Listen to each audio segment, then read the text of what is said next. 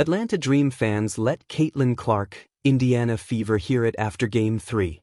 The Atlanta Dream crowd showered the Indiana Fever with boos on Thursday night.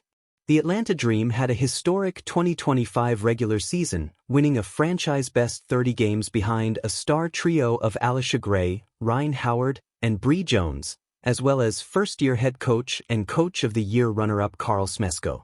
However, despite their regular season success, the Dream met their fate in the first round of the playoffs.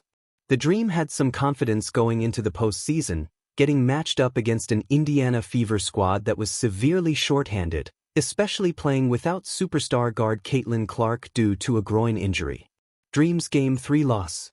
After convincingly winning Game 1 in Atlanta, the Dream traveled to Indiana for Game 2, where they suffered a crushing 17-point loss, as the Fever forced a Game 3. For the win-or-go-home Game 3 on Thursday night in Atlanta, the Fever got the best of the Dream again. In a nail-biting, back-and-forth game on Thursday, the Fever pulled out an 87-85 win, clinching their spot in the semifinals. The Fever were led by Kelsey Mitchell with 24 points, with all 5 of their starters in double-digit scoring. For the Dream, Alisha Gray had 19 points and 12 rebounds, Jordan Canada had 18 points and 10 assists, and Rhyne Howard had 16 points. This was a tough way to lose for Atlanta, and the home crowd did not seem too happy about it either. Fever respond to Dream fans' boos. After the game, the Dream fans were not scared to let the Fever players hear it. As the Fever were walking off the court, they were showered with boos from the home crowd. The Fever, including Caitlin Clark, responded to the boos, holding up W with their hands as they entered the tunnel. Via no cap space WBB, crowd boos the Fever on their way out. They respond appropriately. LO. Clark, especially, has never been afraid to respond to opposing fans, and this scenario was no different. Of course, she did not do it for herself. She was more sticking up for her teammates, who just played a hard-fought game and earned the franchise's first playoff series win since 2015. The Dream, on the other hand, were just a few points away from capturing their first playoff series win since 2018, but they are making significant strides in the right direction. Still, the fans were likely frustrated that they came that close, but fell just short of a deserving playoff win.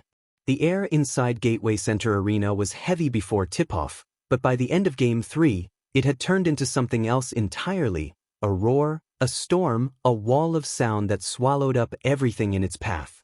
The Atlanta Dream had been waiting for this moment, and when it came, their fans weren't about to let Caitlin Clark and the Indiana Fever slip out of town without hearing exactly what they thought about it. From the opening introductions, Clark felt it. The boos came like rolling thunder, deep and relentless, and every time her name echoed through the PA system, the chorus of voices swelled. It wasn't malicious, it was defiant, protective, the sound of a fan base determined to prove that Atlanta wasn't just a stop on Clark's rookie-year highlight reel. Clark had been here before. She had faced deafening arenas at Iowa, where every road game felt like a personal challenge. But this was different. This was the pros, and Atlanta Dream fans had crafted something that felt raw, more personal.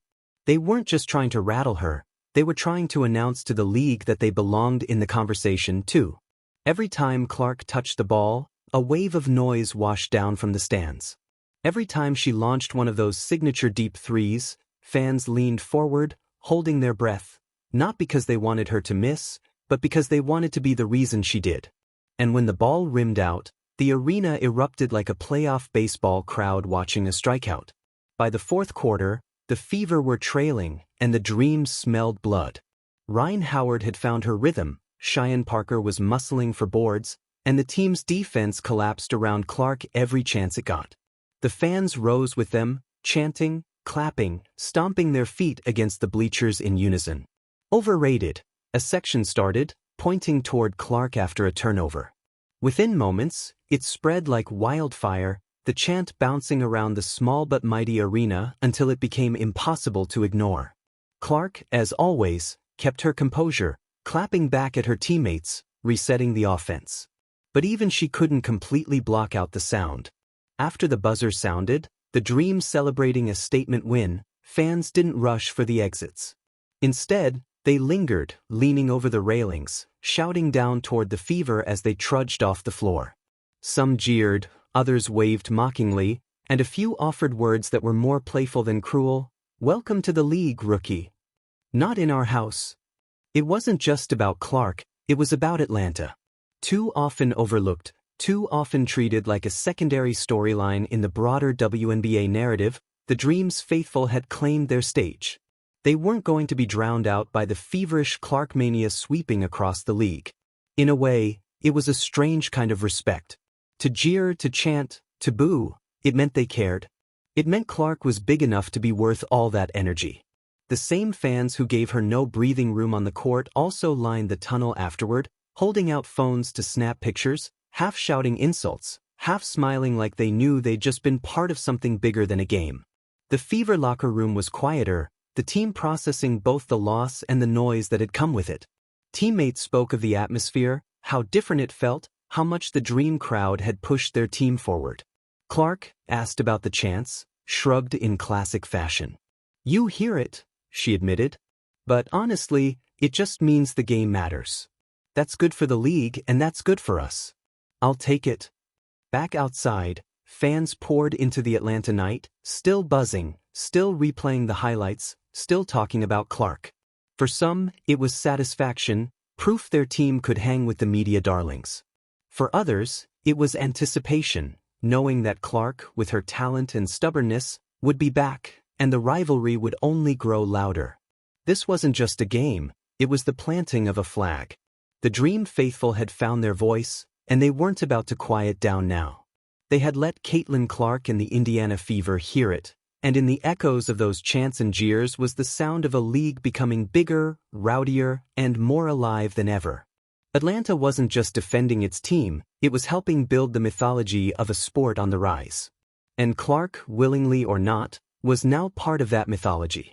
For as long as fans pack arenas, as long as players like Clark draw out that energy, nights like this will happen.